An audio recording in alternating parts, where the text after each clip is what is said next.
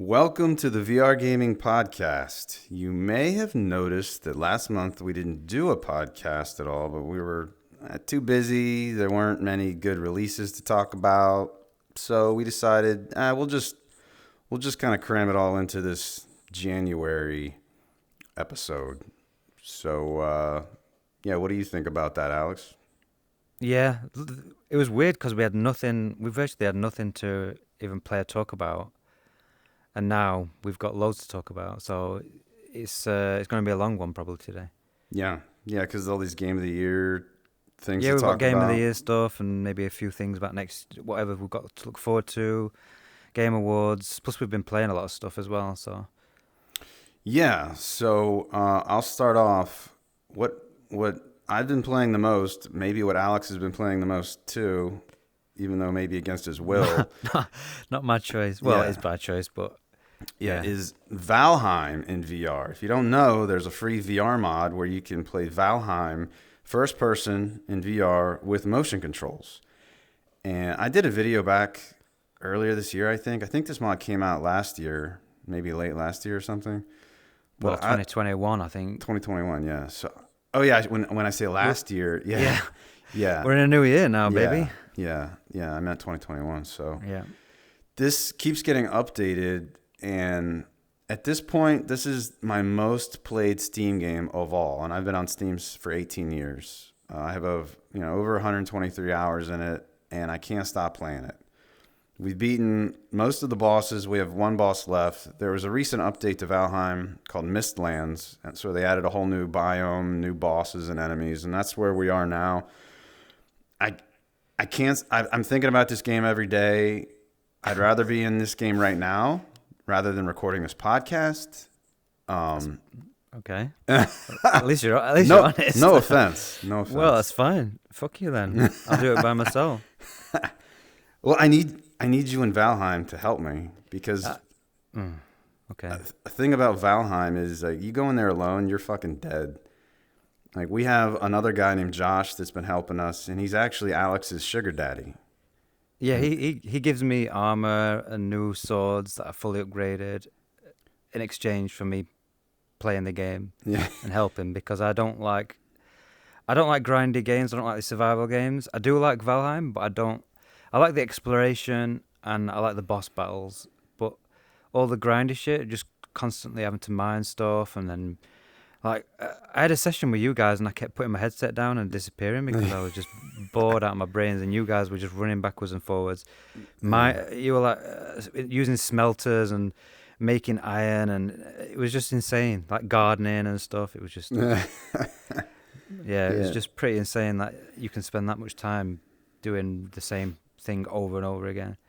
Yeah, if you're not mining metal, you're smelting, or you're making charcoal, or you're tending to boars in your little farm. It's a huge grind. So yeah, if you're not into grindy type of games, you probably don't want to try it. But you can play up to 10 people. Up to 10 players can play at once if you're looking for a multiplayer game. Yeah, the more people, the better, because you share that grind then. And the bosses must be so easy if you've got 10 people. I mean, we've done them with 3. And most of them, I mean, the last one we did was pretty tricky, but we did it second try. Mm-hmm. But most of them have been relatively easy. Because when you die in this game, you lose your stuff that you had on you. So then you have to find your way back to your body, get your stuff. So that's the hardest part, really. But you don't lose and have to try all over again. You can still carry on.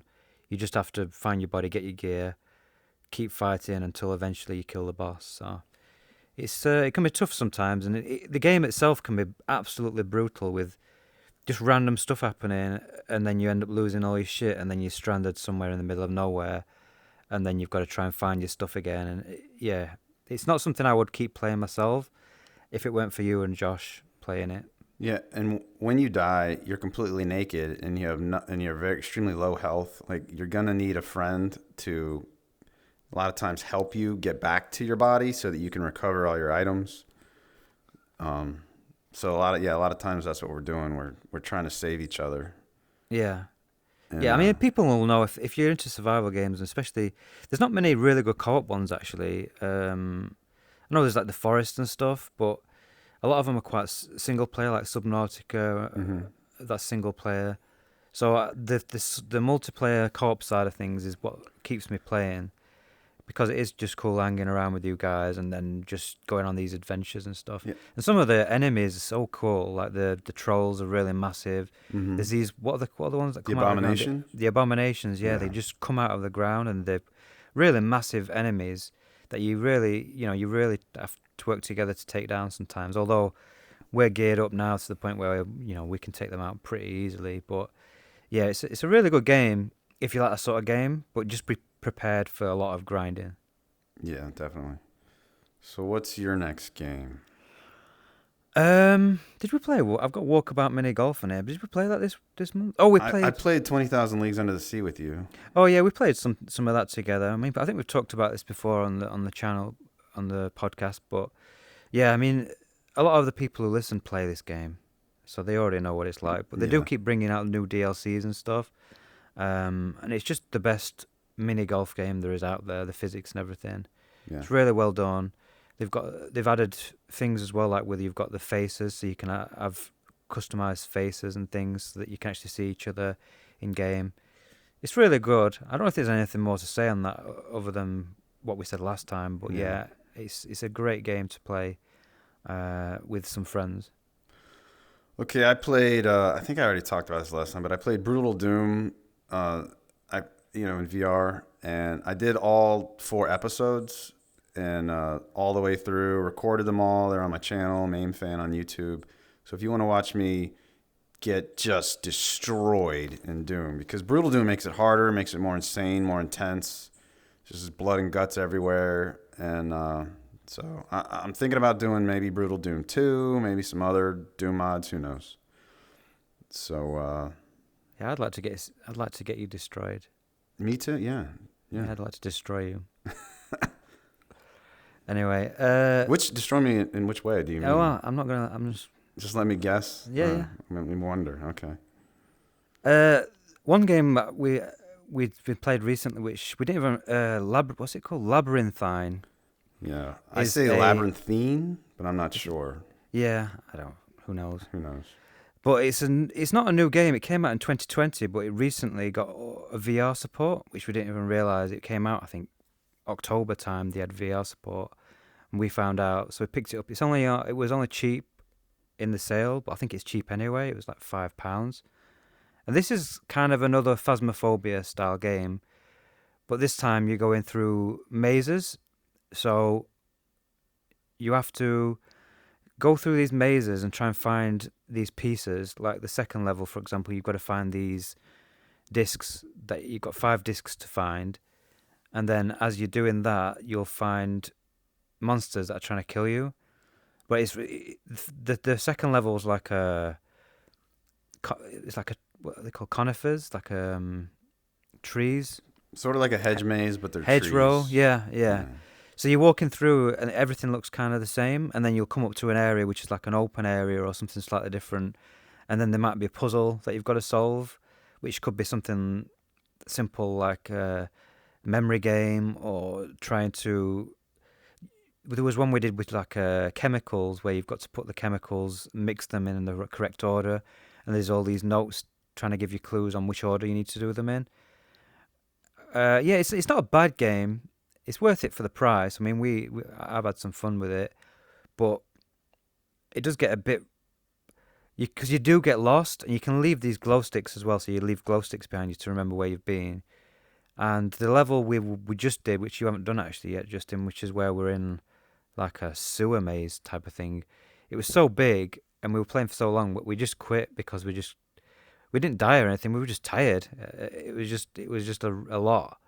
But yeah, there's also a procedural mode where you get certain levels and monsters, and then you get XP, and then the more XP you get, you can unlock new levels, new areas. So there's definitely, if you like Phasmophobia, I think it's worth checking out. But it's not...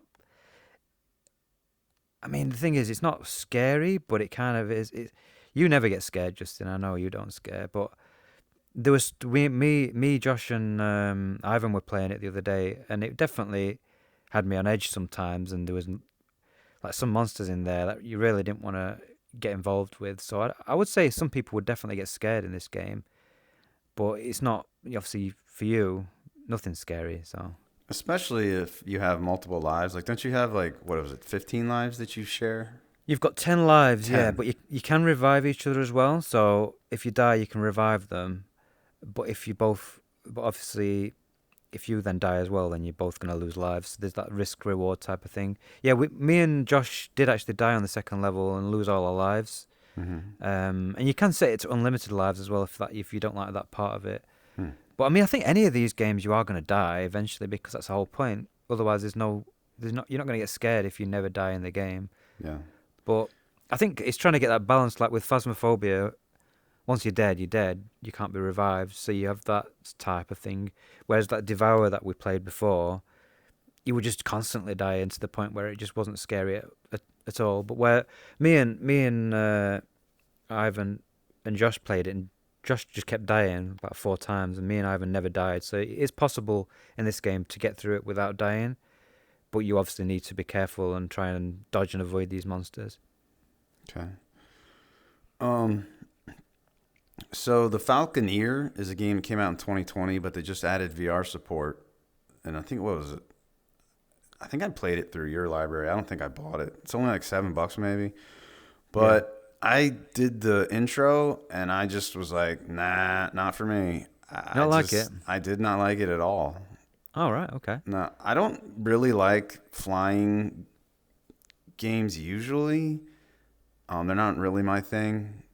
But like this one's in third person, so that makes it for me even worse. Because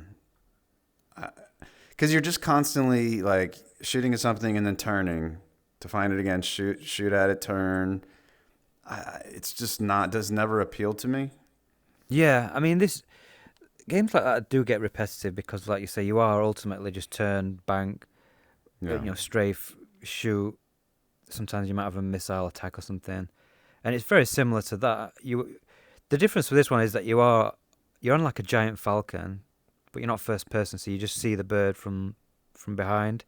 So you're controlling it. It's not got motion control support. It's with a gamepad or a mouse and keyboard, and you're flying this falcon around, fighting different enemies, and you have little missions to do.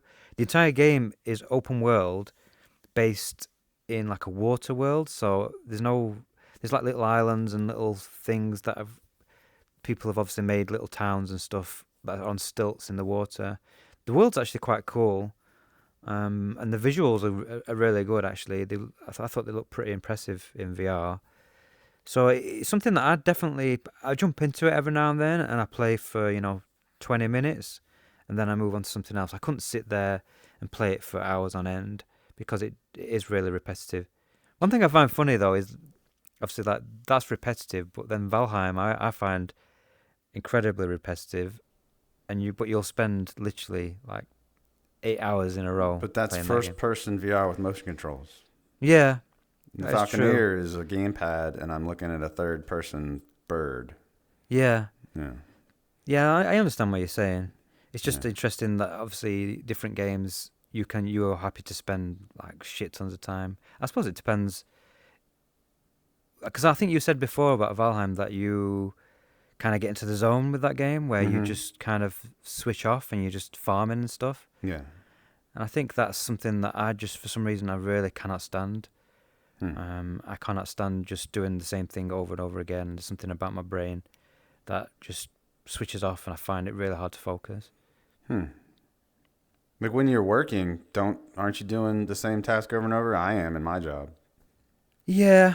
I mean, I've been working for myself for quite a while now, so I've always tried and switch things up and, do different things.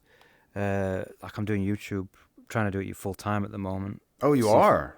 I'm trying to, yeah. Wow. I'm giving it a go. I've got a little bit of savings, so I'm giving that a full-time try, and we'll see in a few months. Speaking of, go to Virtual Insider on YouTube. That's right, yeah. And subscribe. Yeah, so and I like that because it's creative. Every video is different. You're doing different things. I hate the editing, though, but everyone hates editing. Mm-hmm. But yeah, it's different every time, and I do enjoy it more than obviously like a repetitive job where you just type in or something. Yeah. So I think you're up. Yeah, we got LONN on the list, but I'm going to skip that this week because I've virtually not played any of it. Oh, So well, I think. I played a lot of it. Oh, did you? Yeah. Okay, you talk about it then. Yeah, I played it for over an hour. I recorded it. I'll upload a video pretty soon. Right. What did you think? I went into it because it has mixed reviews, like in the 60s on Steam. I went into it thinking it was going to really suck, and I thought it was better than the reviews. Like between, this game is pretty. It's going to remind you of Boneworks, and also going to remind you a little bit of Half-Life Alyx. Like there's a lot of things that they took from Half-Life Alyx in this game. Like you get gloves that get charged up and have telekinetic abilities and stuff like that. Right. But like, yeah, it's obviously a very indie game. Yeah. And I think it's only like 3 developers. Yeah. But like, I found myself wanting to keep playing it, and like, so I if I did a Steam review of this, I would say recommend, but like probably only on sale because it's $30 full price, but it was on sale at the time for $23.99. I might pay that. The AI was bad, and like, yeah, NPCs in the world don't talk to you or anything; they're just standing there. And yeah, I was destroying the enemies without much trouble. But I liked the world and exploring the world more than I think I did like Boneworks or Bone Lab. It felt like a more cohesive world with an actual campaign with a story, whereas those were just, sandboxes. I agree with you there. Yeah. So I actually will keep playing it. Yeah, I'm going to play it. I mean, the developers, because I talked about it on a recent video, and I just said that I wanted to give it a bit more time because it just still, there's a lot of little niggly things, and there's a lot of things that could be improved. Mm-hmm. And I just felt, I don't know if you noticed, but and maybe I'm just being fussy, but when I went to the actual, because you start off, you have this little segment, and then you go back to your apartment, and then you have to go out of your apartment into like this city kind of environment, because it's kind of based in like a cyberpunk futuristic world. Yeah. And I had to try and find somewhere to go, and I was just walking around, and yeah, it just felt very indie. It felt like someone, with 3 people who've not got much experience made it. Yeah. You could just see the NPCs walking around like this set little path, and as you walk past a TV thing would come on, and then you walk past another TV and the exact same thing would just trigger and start coming on. It just felt like they were trying too hard to do this big kind of futuristic world that's interactive and stuff, and they should have maybe just focused on making a really just kind of more linear thing where you go down a set path and because I think later on it does go into that more. I mean, maybe you can shed some light onto that, but I think they didn't need to do all this whole thing where you're in an apartment and then you go down into a city and stuff. I think if you just focused on making a really cool little story and you're going down through these levels and traveling through a world, a bit more like Half-Life Alyx, I think that would have been a much more interesting game for me personally than them trying to make this bigger world that just feels kind of poor. I think that whole city stuff is just the beginning. Yeah. You don't return to it from what I've seen so far. It just leaves a bad impression. I think it just leaves a bad first impression because that part just didn't really... And that's why I think that maybe they're getting a lot of mixed reviews because I think it's so important that developers need to make sure that a game has a strong start because within 30 minutes, some people are going to decide whether they like a game or not. And then they'll just... Like most of the bad reviews are like 30 minutes. So people playing the game for 30 minutes... They're thinking, well, this feels a bit shitty, and then they're just leaving a bad review. Whereas if they played more, they might enjoy it more. So I think it's so important for developers to make sure that those first hour is solid. Yeah. And were you confused as to where to go? Yes. Yeah, I was too. And I was saying in my video, like, they need some sort of map or some sort of waypoint. There's no icon or anything. They did say where to go, but maybe I just didn't hear them, and then... There was no way to look that information up, so I was kind of wandering around.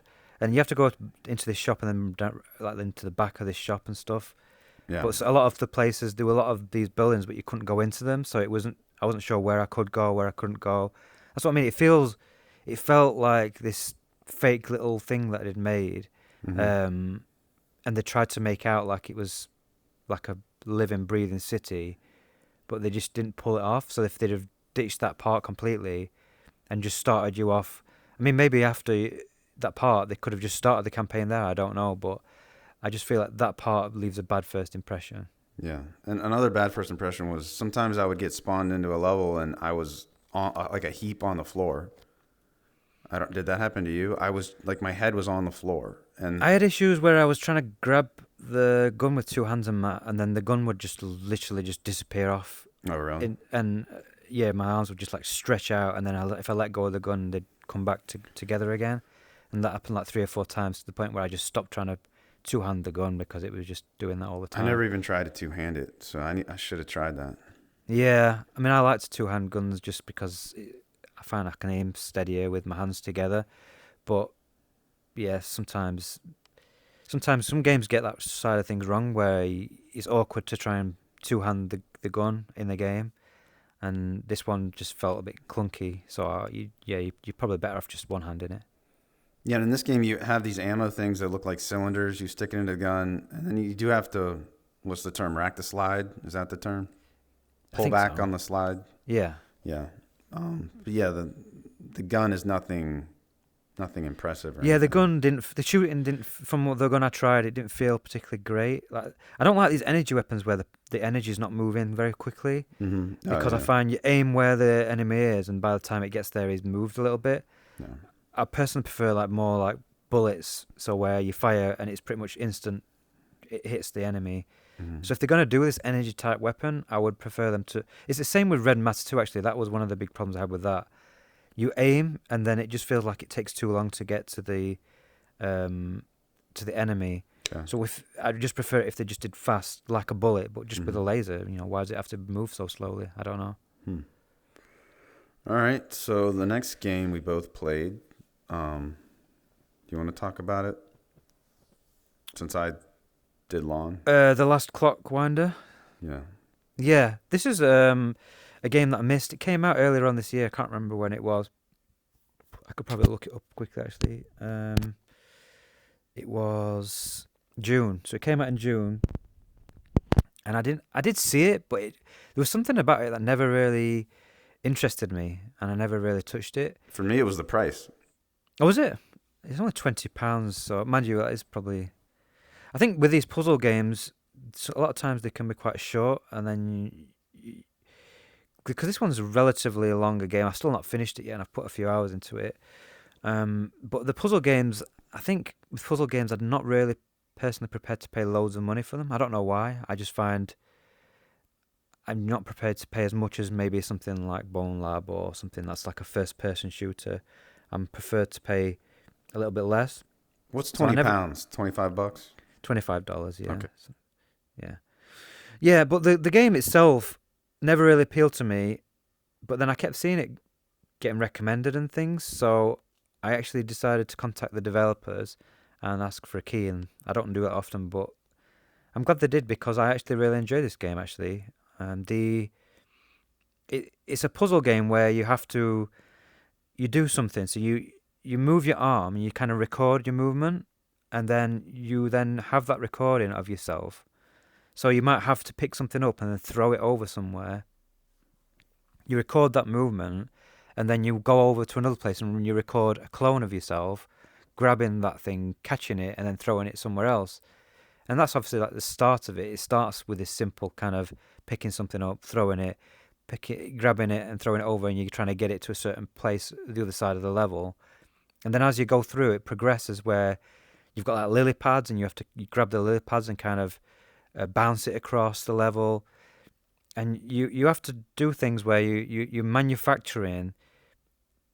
You have to manufacture seeds, and you have to make the seeds and plant them to make more plants, and then you have to take the plants and then you have to farm them by putting them into these machines and then grinding them down, and then you have to keep doing that to get more seeds and more different types of seeds to open up more different levels.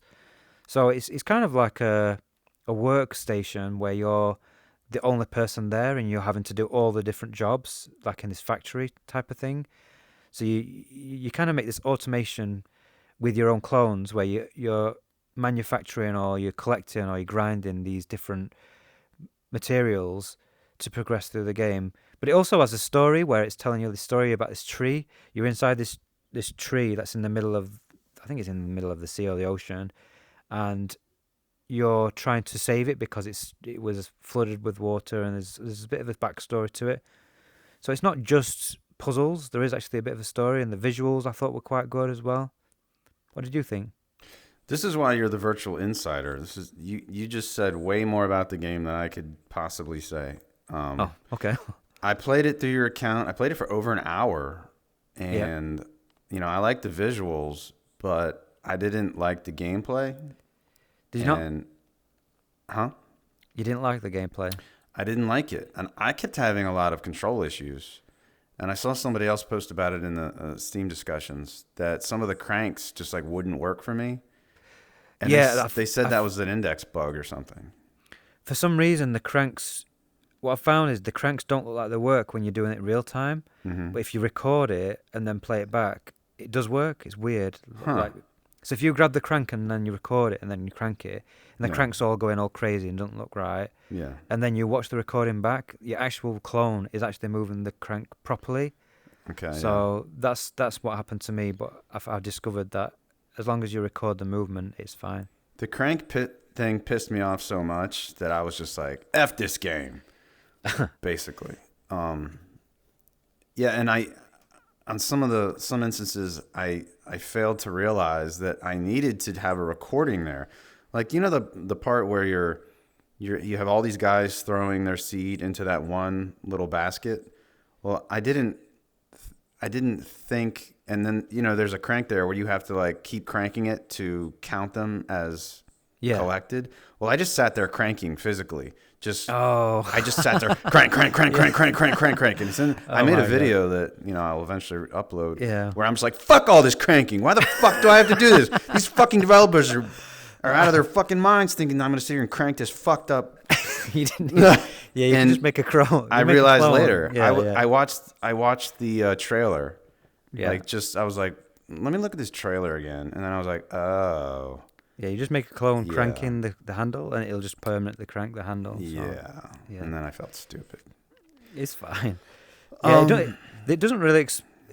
It doesn't explain very well what you're supposed to do. When I first started, I will admit that you have to. I guess it's a puzzle game. That's the point. But you do have to figure a lot of stuff out. There is like little tape. There's these things where you can't remember what they're called. Like they put them tape in. Tape recorders. There's tape recorders which play audio messages, but there's these other things you can put in to give you hints as well in certain levels. Because the lily pads thing, that was another one that I didn't have a clue what to do with that. So I collected these little things that I don't know what they're called that you put into the machine to unlock a new area, but I don't know what gives you hints. Oh, if you probably didn't get that far, then there's like these. Do you know when you do the first little area, and then you had to put something in? I can't even explain what it is. But there's a rectangle thing that you hold in your hand that you stick in the machine that unlocks the next area. Yeah, but very very early on, there's something that you put inside, it's like a fuse almost, like you put inside this thing.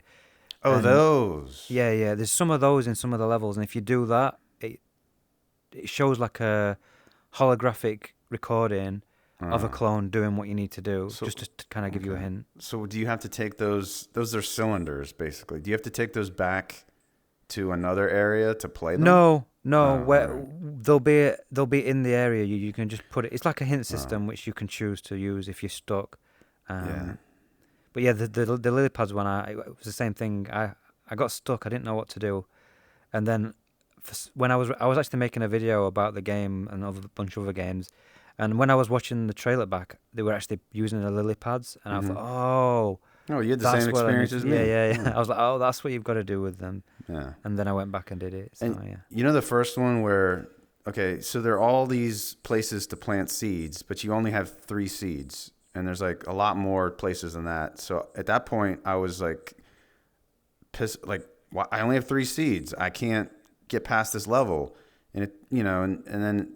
Eventually, I realized, I need to go on to further levels to get more seeds and eventually come back here with those seeds. You can manufacture seeds. You can manufacture seeds? Yeah, you have to kind of stick.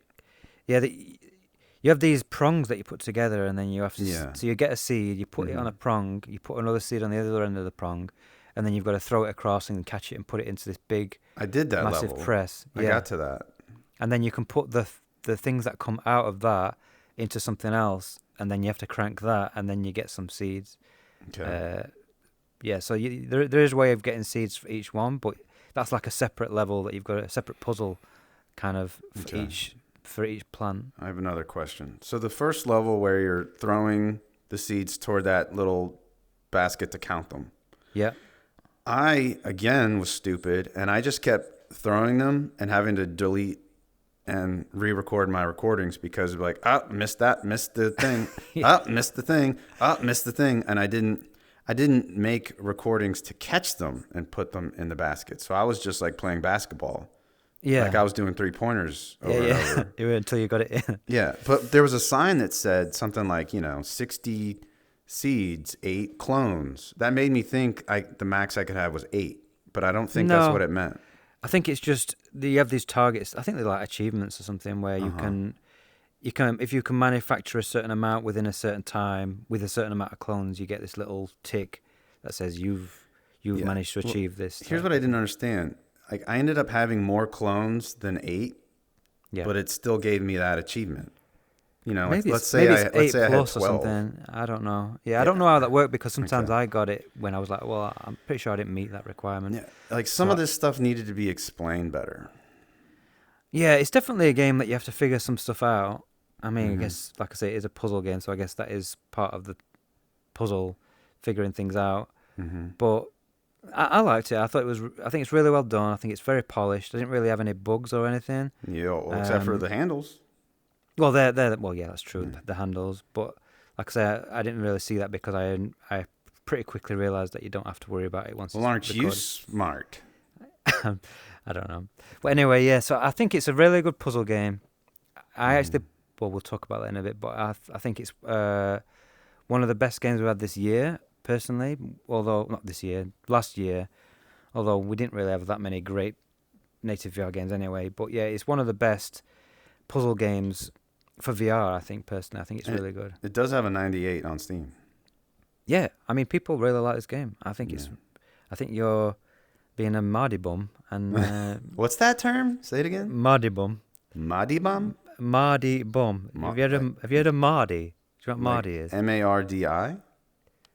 Why? Oh, no, I've never heard of this before. It's like if you're a Mardy or a Mardarse. That's another English term. Huh. It's like when you're being like grumpy. Sourpuss? Yeah, like a sourpuss, yeah. A stick in the mud? Yeah. That's the English version is Mardy. Mardy bum. Oh, okay. And you're being a Mardy bum. So you should get back in the game and you should try again. I'll try again. Okay. All right. That won't be my last attempt at the last Clockwinder. Good. Because it's a good game, honestly. I think you would get into it a bit more. Okay. Well, games like Shadowpoint I got into immediately. Yeah, that is the one. Shadowpoint's excellent. I mean, that's really good. Yeah. So Ultrawings 2. I really liked Ultrawings, the original, and it took me a while to get Ultrawings 2 because I don't know. I think the price was putting me off, but it was on sale, so I finally got it, and it's a lot like Ultrawings original, except that it's better graphics and there's combat. So you go around shooting other planes and stuff. It's a lot like Pilot Wings, but first person with motion controls. So you're actually messing with the instruments on the planes, and you're taking off and you're messing with the throttle and whatever the magneto, whatever the hell that is. Is that what it's called? And the fuel and all that. I like it a lot, but like the interface, like to get to the different jobs and the different levels, is the same as it was in the original Ultra Wings. So I felt like that was kind of dated feeling. But I'll go back into it and play it more. The original Ultra Wings, I beat the game. I played every level. I did everything you could do in the game. So look, Ultra Wings I liked a lot, but then there's the Falconeer where you're flying, and I didn't want to play it. Yeah, I mean, I will say that Ultrawings is better than Falconeer. I mean, Yeah. being actually in the plane, controlling it, using the motion controls to actually use your flight stick, and it's got helicopters in the new one as well, isn't it? Yeah, I haven't gotten to play that yet. Yeah, there's a lot more to the second one. I was the same as you. It came out, and I don't know. I just didn't really like £20. I was like, oh, I don't know if I want to. Not that interested in it, and I've actually installed it. Still haven't even played it, so maybe I should just get into it because I did enjoy the first one, and the second one does look like it's adding a lot. Lots of different types of stuff because the first one, I did find it was you had like what was it, 3 or 4 different challenges, and then you were just kind of repeating them with different planes and stuff. Yeah. Like you've got your rings challenge, the one where you shoot the balloons out of the plane, the landing and takeoff ones. Whereas this one, they seem to have had a lot of different stuff with combat and helicopters and yeah, and out of nowhere there'll be like these ops missions where it'll be like, oh, the base is being attacked. You need to go take out these planes, and so then you fly off, and that's when you're doing combat stuff. And you don't have to use a gun in your hand. You're using like a mounted gun on the plane. Yeah, I've got it installed, so I'm definitely gonna give it a go soon.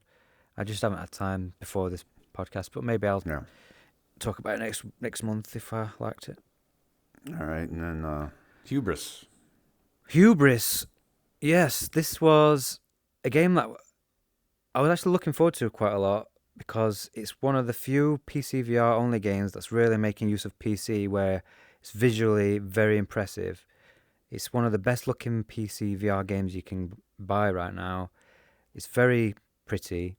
The game itself is like a sci-fi adventure where you crash land on this alien planet, and then there's a lot of climbing, platforming, a bit of combat, and it's not as good as I was hoping, but it's still fun and I still enjoyed it.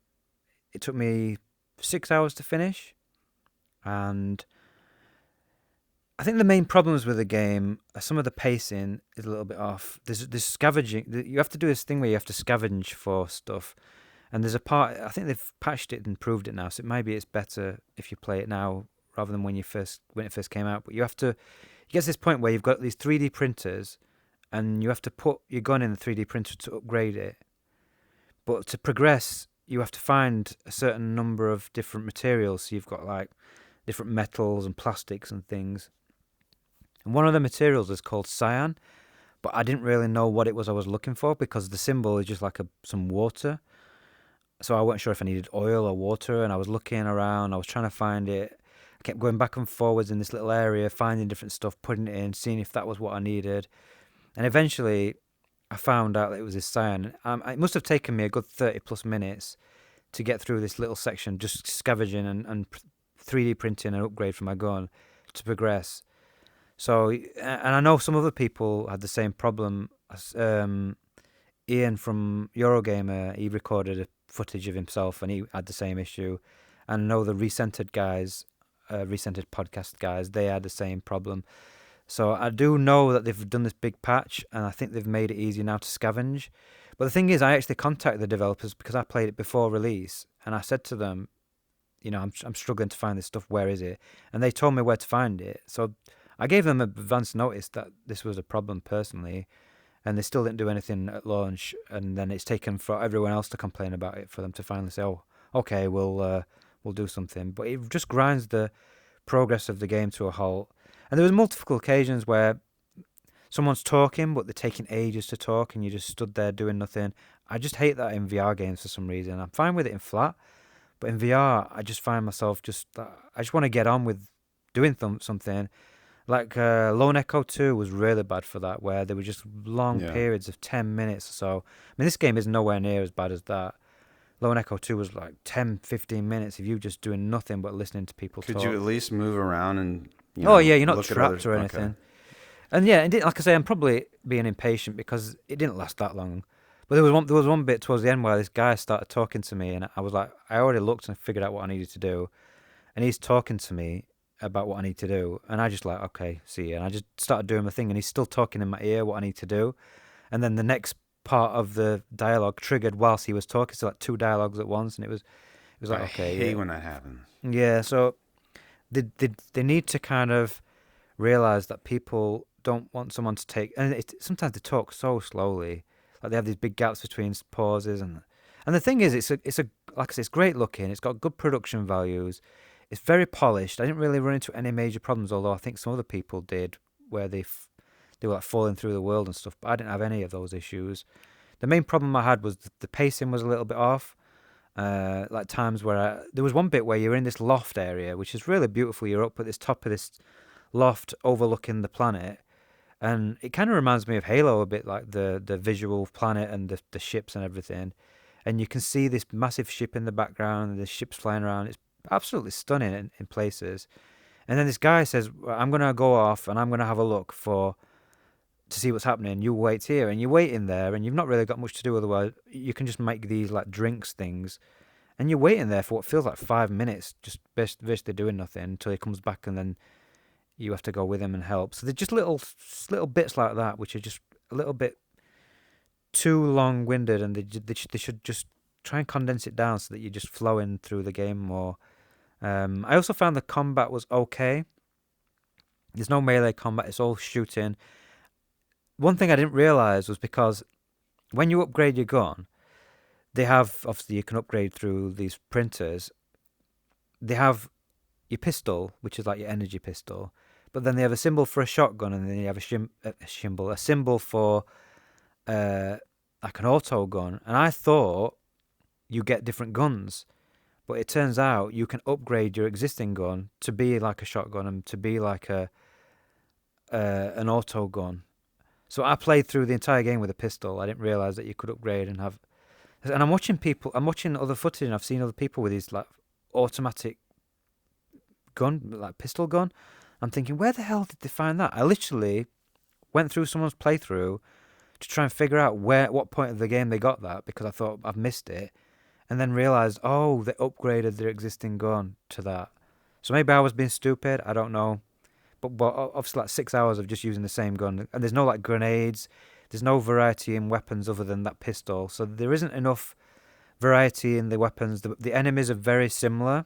You've got about 3 or 4 different enemies. You've got these guys who will try and run and shoot you, and they're actually quite good to fight. They can sometimes they'll rush you and things, and there's some sections which are quite difficult where you have to. You'll have quite a few of them coming at you, and you have to back off, take energy drinks where you like drink by pulling your hand up to your mouth or grabbing some fruit and putting it to your mouth to eat it. And yeah, it's not an easy game, but it does get repetitive where they needed to add a little bit more variety to the weapons. Although maybe if I changed, upgrading my weapons to, but even then, I never upgraded my pistol fully, and I was scavenging a lot. So I think now they have made it easier to scavenge so that you don't need as much materials, so that you can upgrade faster as well, which is definitely something that the game needed. So I think if you tried this game, you might enjoy it more with the patches that they've added and all the stuff and improvements that they've made to it. I played the demo and it didn't impress me. Yeah. It's like graphics alone, that's not enough for me. Like the biggest thing for me is gameplay, and I didn't really like the gameplay. And then the enemies you fight at the end of the demo are a joke. Oh yeah, I mean they're like the basic enemies. It's the humans, because they actually shoot you back and you have to take cover and things. I think if you played to that point and you still didn't enjoy it, then probably it's not going to be for you. There's not something later on that's way cooler. I heard there's like a racing type of scene or something. Oh, there's a section where you're in this hover bike, which is really fast actually. I'm surprised they put that in. Because some people might be able to handle it, but you actually have to grab the handles with your virtual controllers and steer it like in what's that game? Well, like I guess in Ultrawings. Is it called VR Hoverbike or something? The game you're thinking of? No, it's you actually have you take your hands that are in the game and you grab an actual steering wheel in the game, and then you steer by moving steering your hands, wheel. Oh, okay. like you're actually using that in real life. It's really cool. And you can boost, and you've got like sections where there's these alien ships trying to shoot you. You have to boost past them and dodge lasers and stuff. It's really cool, that section actually. There are moments that are really cool. And there's lots of there's bits of swimming which I quite liked as well, where you've got to actually move your hands through the world, like what's that swimming game we used to play? Free diver Triton down. Yeah, a bit like that. Not quite as polished as that, but Mm-hmm. you're moving your hands like breaststroke to move through and you can move your hands up to swim down, and then pull both hands down to swim up and stuff.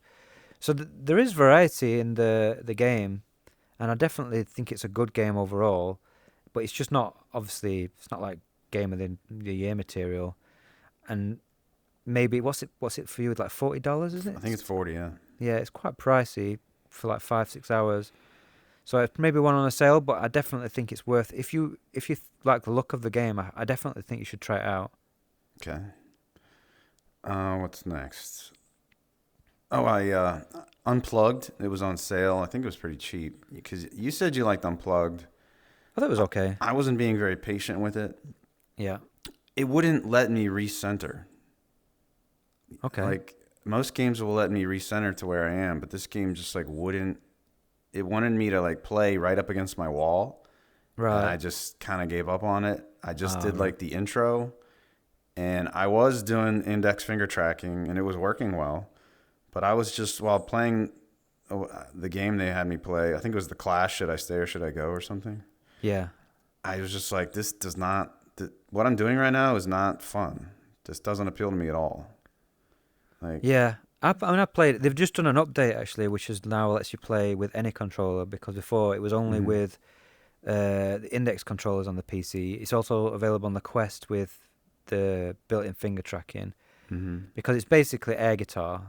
It's a rhythm game where you're playing air guitar. So you're grabbing a virtual.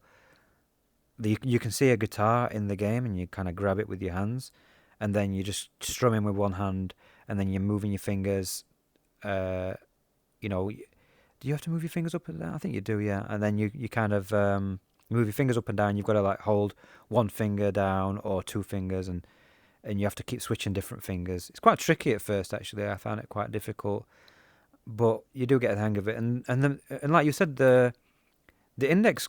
I was surprised because I've never been massively impressed with the index finger tracking, but it did work a lot better than I expected. Majority of time, my fingers were doing what I wanted them to do.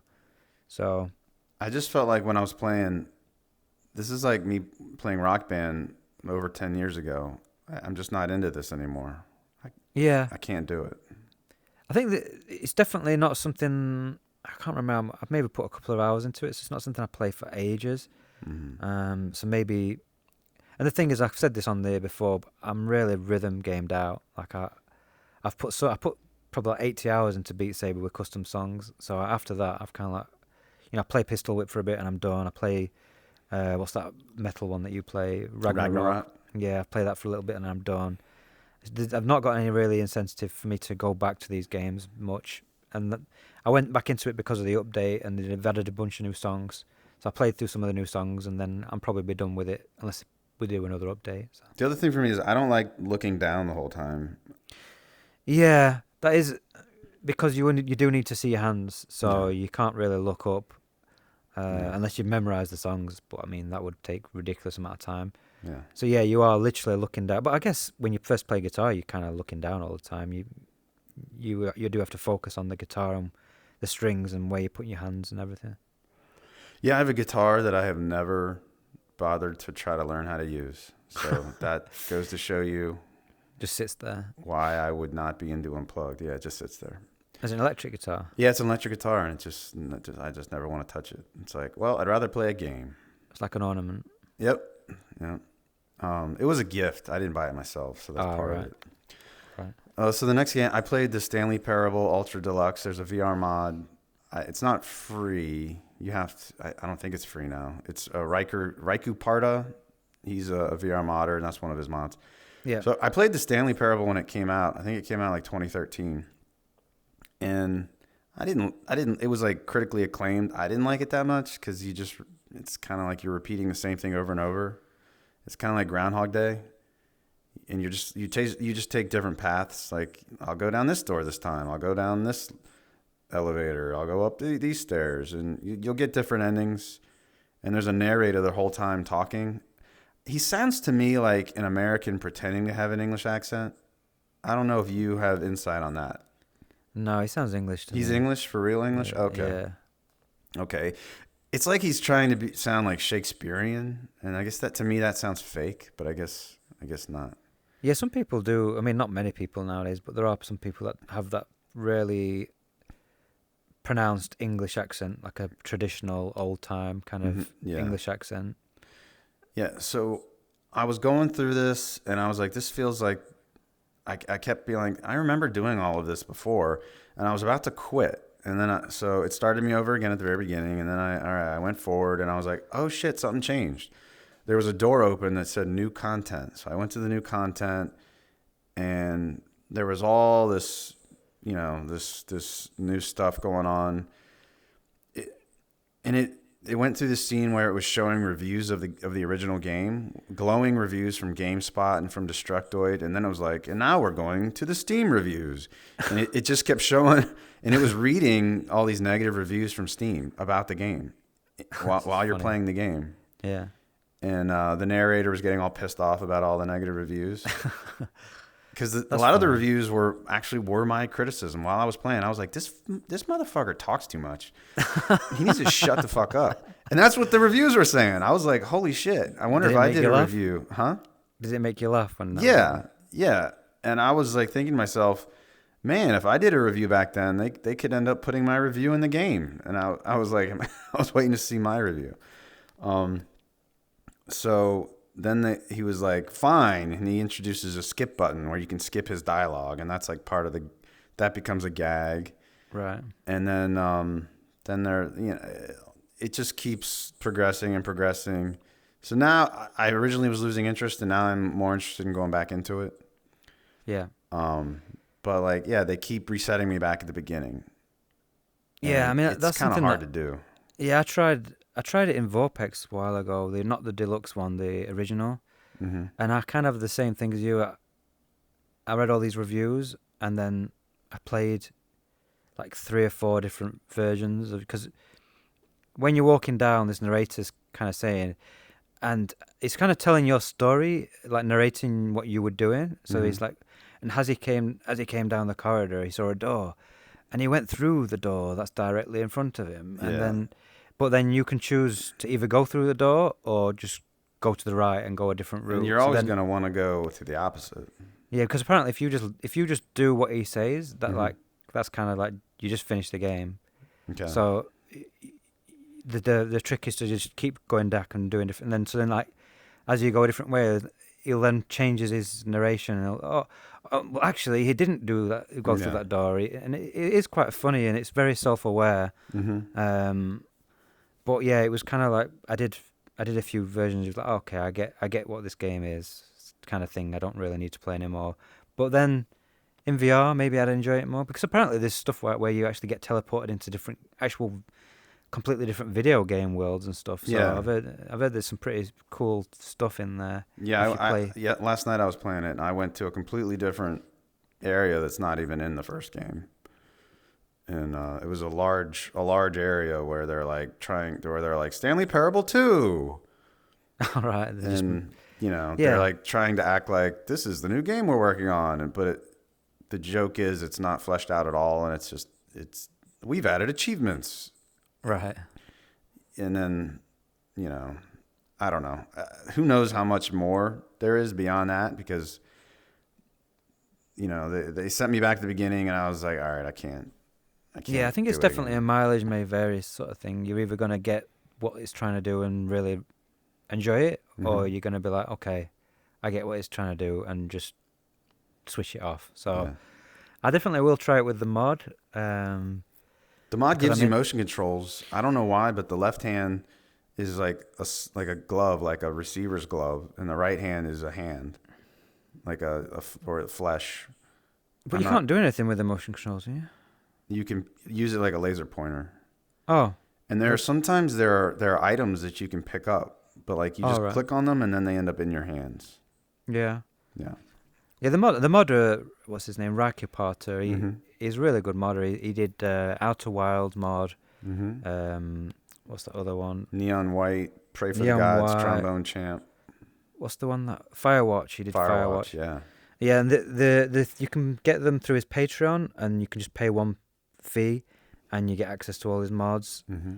But he does eventually put them up for free. Like Firewatch is now free, Outer Wilds is now free. Or you can also go through like itch.io, like the neon white ones on there for like $4 or something. So I definitely would recommend supporting him because he's a really good modder, and he picks really interesting games, I find, as well. He don't pick just normal games that most people are looking at. All the games he picks are games that I never would have even bothered with, and then I play them and I'm like, oh, okay, this is actually really good. Like Outer Wilds, I never had any interest in that until I saw that mod, and it ends up being a really good game. So yeah, it's one of my favorite games of all time now, and I never would have played it without that yeah, mod. that's what I mean. So the stuff he picks is definitely gets me interested in the game more than the actual game itself, I think. Mm-hmm. Yeah, so the last game I played was What the Bat, and I'll talk about that a little bit more, why I picked that once we get into this. I guess we're ready now to talk about the Game of the Year. Yeah, let's go through Game of the Year stuff, Okay. seeing as it's the beginning of the new year. So we have multiple sites that had a VR award. So there was something called the VR Awards. They nominated Mossbook 2, Veil VR, which I found very fishy. If you know anything about Veil VR, because this is the developers for this game, they're advertising everywhere. They put a ton of money into their advertising, and this is the only site that nominated Veil VR. Which they nominated it before it was even released. I remember. Okay, well they had to have been paid.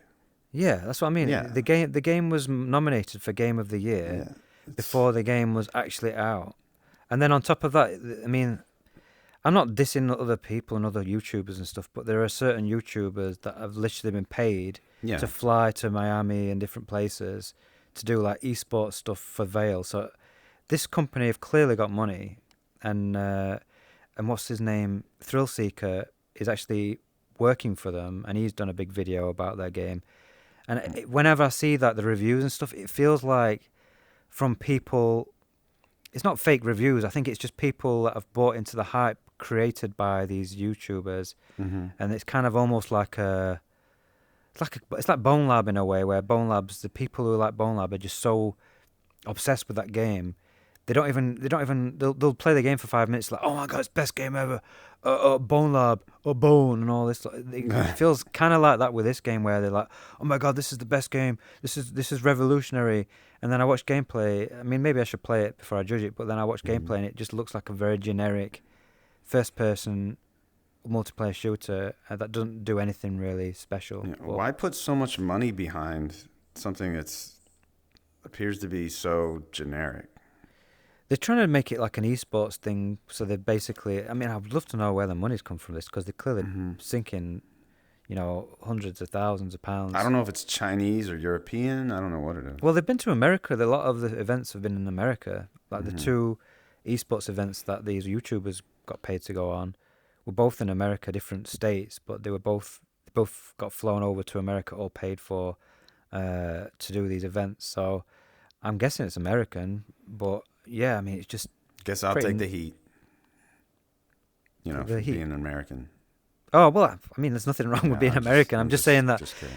that's where it originates from. Yeah. Anyway, we'll probably be being too negative on it, but yeah. All right. So another one, The Tale of Onagoro. Have you ever even heard of that? Nope. Another one that probably, I'm just going to assume, was paid. Then Cities VR, we've heard of that. Never played it. Star Wars Tales from the Galaxy's Edge. I think you played that. Last Call. But this came out in September of 2021, so that's some loose VR game. I never even heard of Last Call. What the hell is that? Maybe they changed the name of the game and added Last Call to the end. I'm not sure. Then Resident Evil 4, which came out October 2021, they nominated that.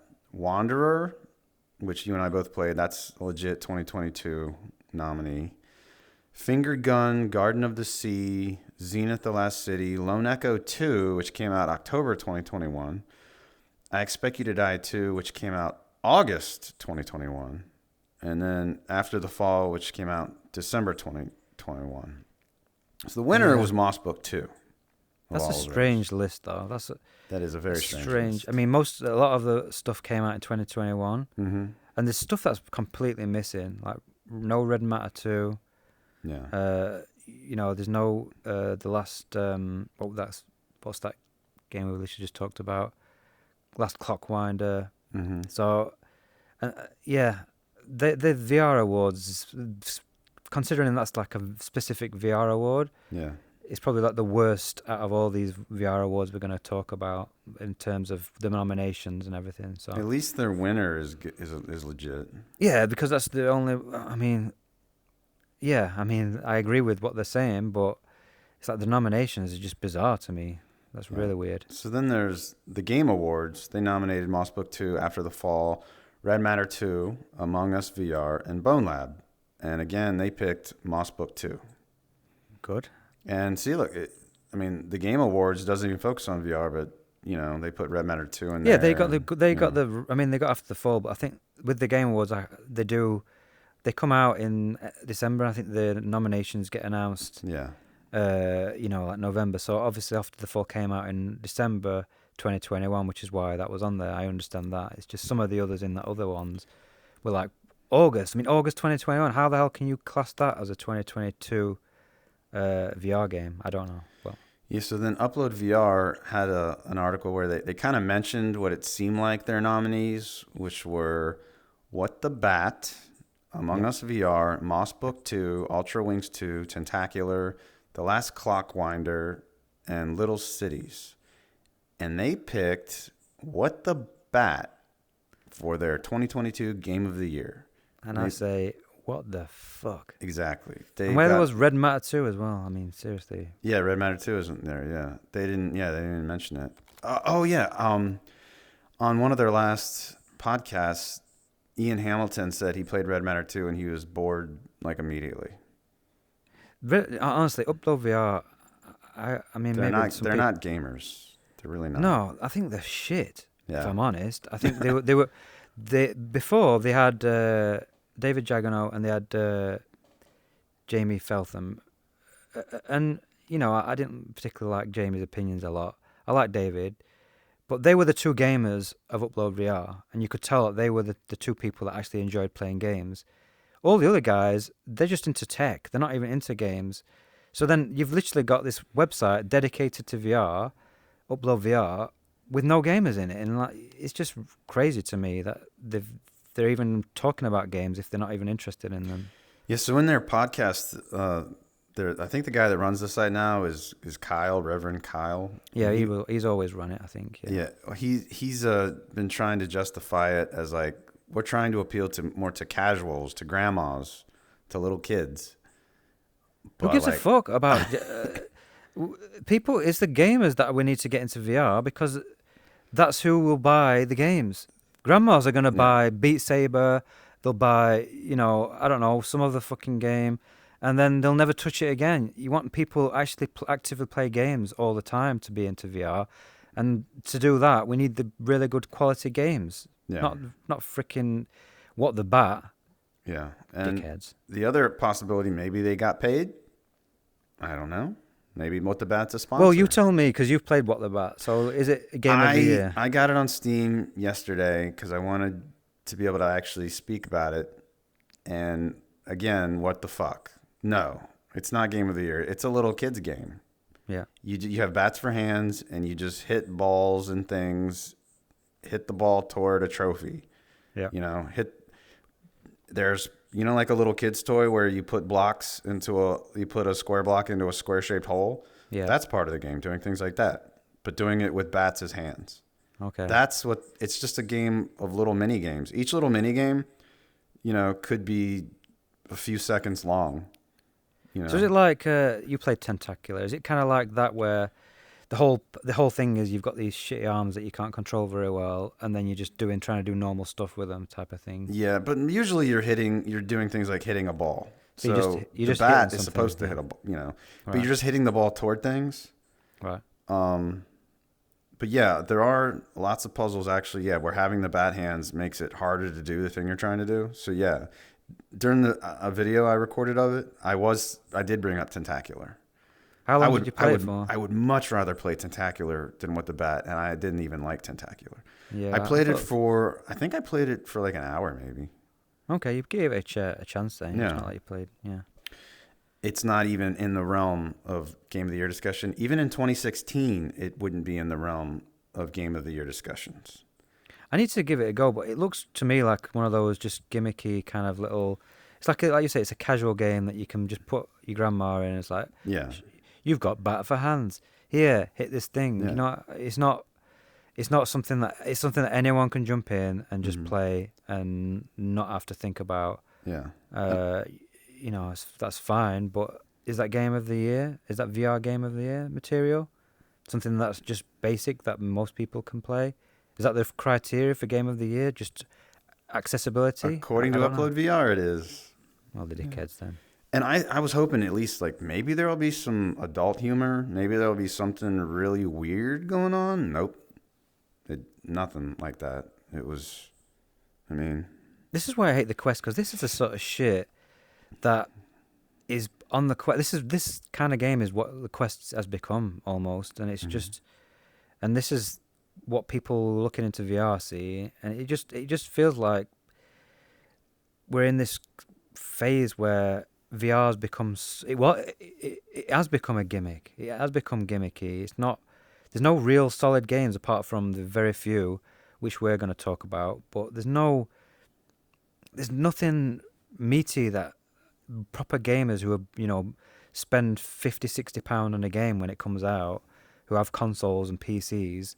There's nothing for them right now. It's all for people who are just casual gamers who are going to swing a bat around or do something stupid in VR rather than playing a serious, long, well-made game. Except for VR mods. That's what's saving us.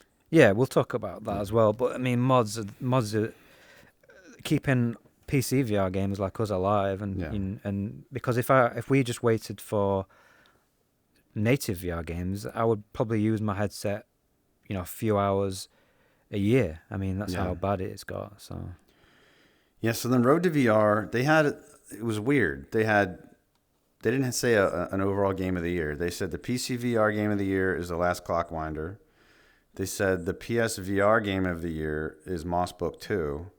And they said the Quest game of the year is Red Matter 2. And what's weird about that is they're available. All three of those are available on every platform. They're available on multiple platforms. Well, I don't think Red Matter 2 is on PSVR. Red Matter 2 isn't on PSVR, and The Last Clockwinder isn't on PSVR. But like that is a weird way of structuring can you just pick a game? I guess they didn't want to. Yeah, just do your top three like what I'm going to do. I mean, I agree with the list of the three. Those three are in my top three, but it's like they wanted to give a award to each one of those games, so they just found a way to do it with. This is the PC VR. How can I'm not even okay? I'm just ranting too much. This is. That reminded me. Upload VR, I think they had a PC VR game of the year, and it was Hubris. But then their game of the year was What the Bat. So, isn't that... I'm not even going to pay attention. I haven't been on Upload VR for a long time. I don't even pay attention to them. I used to listen to their podcast because they had a gaming one, and then they had that tech one, which I never listened to. Mm-hmm. Have you ever listened to the tech one? It's so fucking boring, dude. The one with David Heaney and Ian Hamilton? Yeah, oh my God.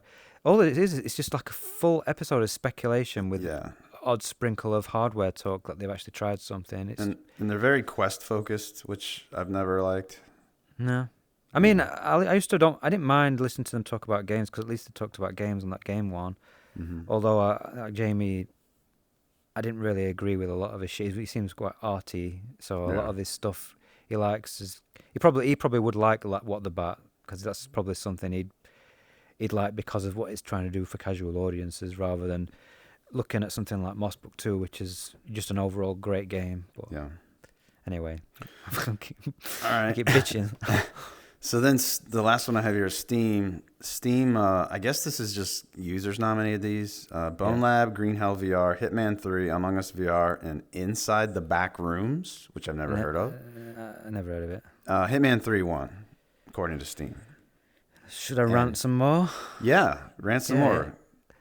What the fuck, dude? I mean, again, where is Moss Book 2 and where is Red Matter 2? Yeah. Like, seriously, those are the two best games of the year. And Hitman 3, I mean, I actually played through one of the levels yesterday because I realised that the developers are not going to update it. It's clear that they're just not going to do anything with it. And I do like the game, but the VR port is just not great. So you kind of, I played through it, but it's just, you're fighting with the controls sometimes. Your hands are all wobbly.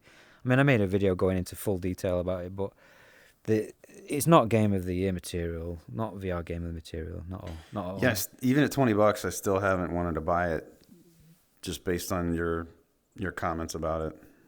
Yeah, I mean, it's a AAA game in VR, but when you try and do something and your hands just, well, it's fine if you just walk in. I don't even know if you'd like that game actually, because the Hitman series is very slow.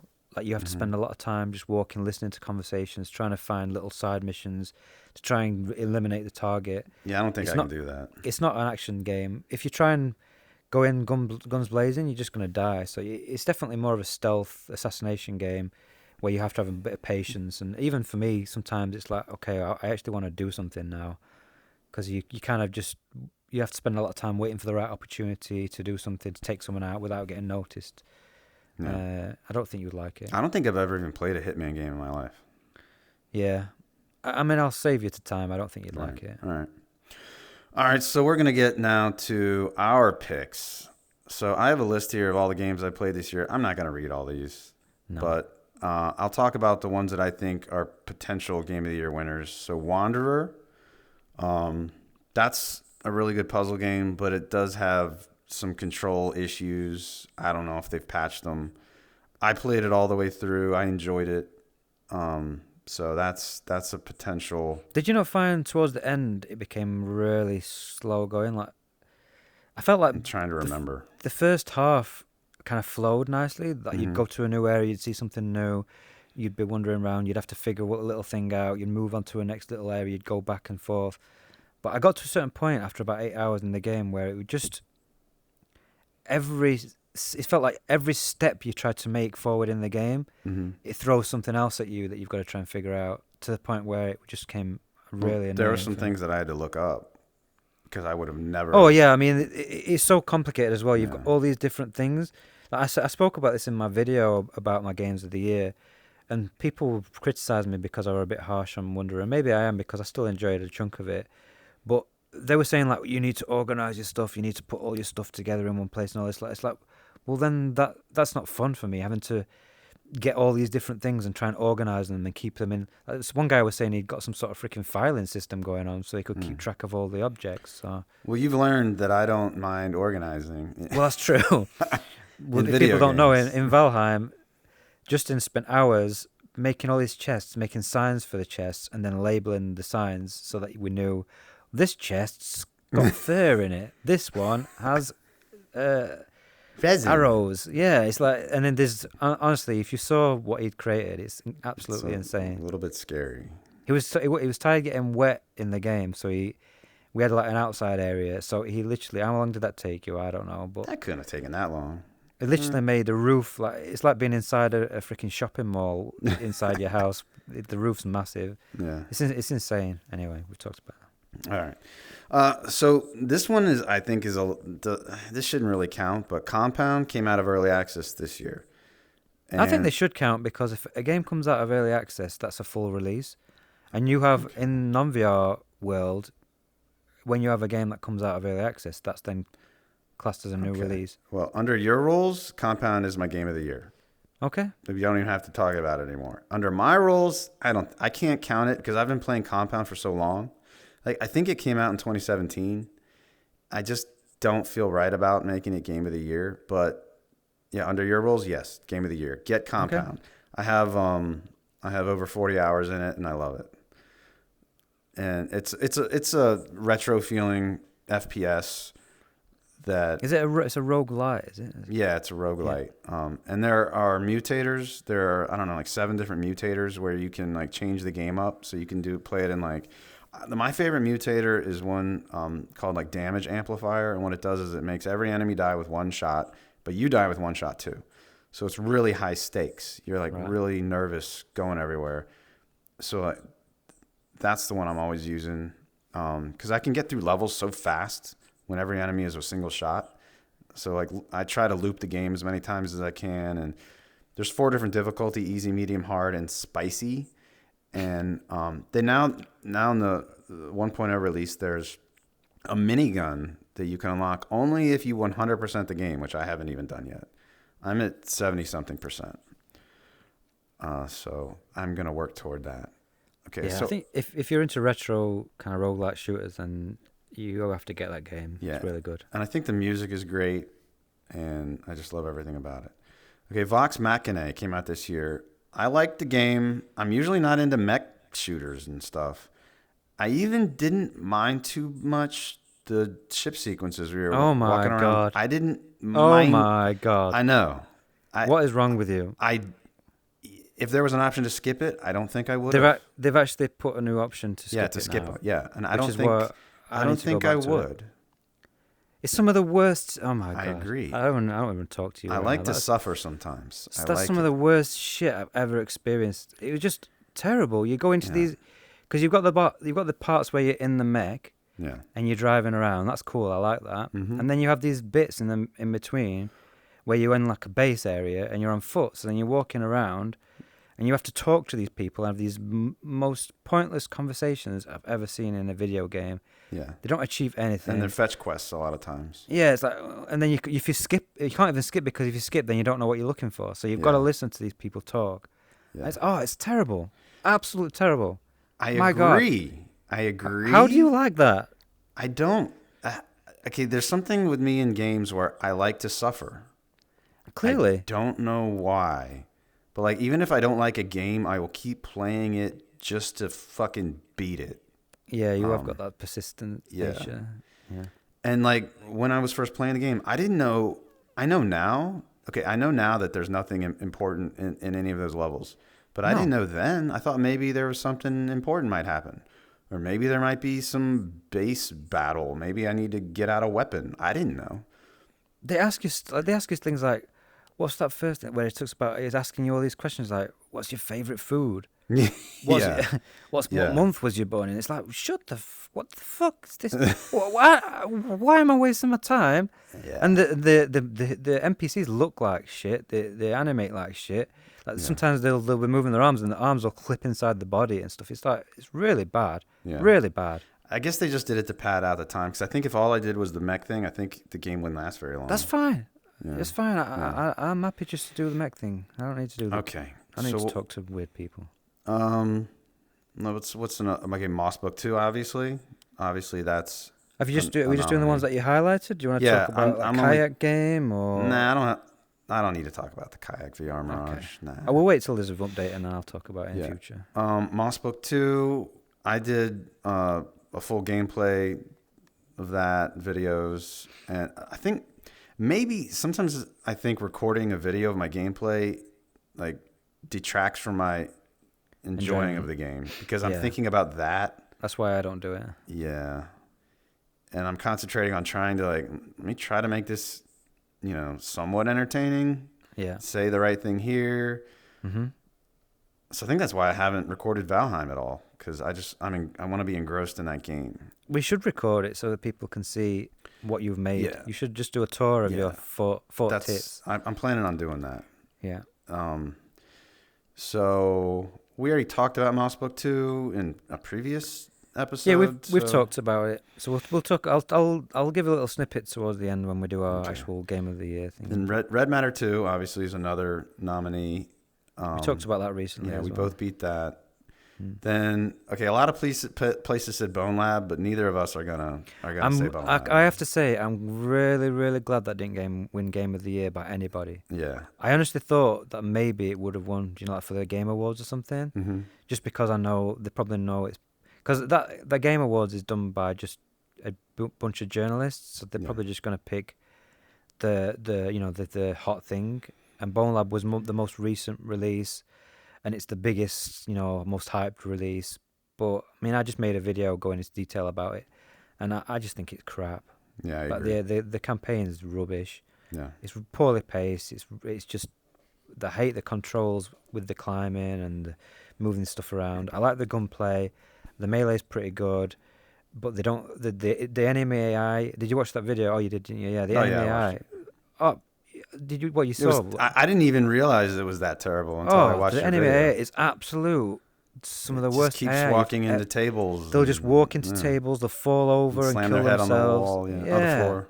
If you've got any sort of slope or something, they can't walk up it. It's just the worst AI in any video game I've ever seen. It's terrible.